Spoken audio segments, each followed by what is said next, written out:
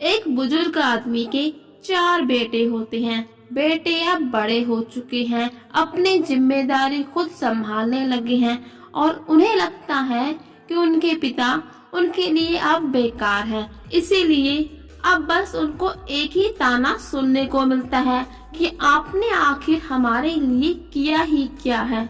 बुजुर्ग आदमी सब्र के साथ बस इस ताने को खामोशी से सुनते जा रहे थे। अब हर सुबह बुजुर्ग आदमी को बस यही ताना सुनने को मिलता था कि आखिर आपने हमारे लिए किया ही क्या है। बेचारे बुजुर्ग पिता इस ताने को खामोशी और सब्र के साथ सुनते जा रहे थे और बिल्कुल चुप रहते थे।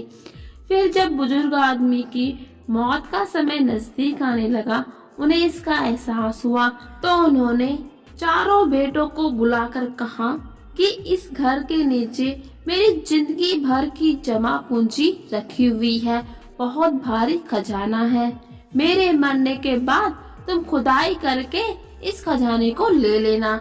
जैसे ही बुजुर्ग आदमी मरते हैं तो बेटे घर की खुदाई शुरू करवा देते हैं और वहाँ से एक छोटा सा बक्सा निकलता है जिसमें कि एक पर्ची होती है जिसमें लिखा होता है कि बेटो, अगर तुम इतने ही लायक और समझदार हो तो इस घर को फिर से दोबारा पहले के जैसे ही खड़ा कर देना, जैसा कि मैंने अपने जिंदगी भर की खून पसीने की कमाई लगाकर किया था।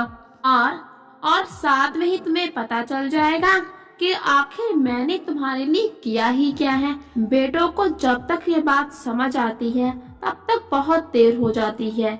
अब उनके पास जो इकलौती छत थी वो भी खंडर बन चुकी है और अब उन्हें इस बात का पूरी तरीके से एहसास हो गया है कि उनके पिताजी ने आखिर उनके लिए किया ही क्या है। लेकिन अब उनके पास ना तो पिताजी हैं और ना ही घर, कुछ है तो बस एक पछतावा।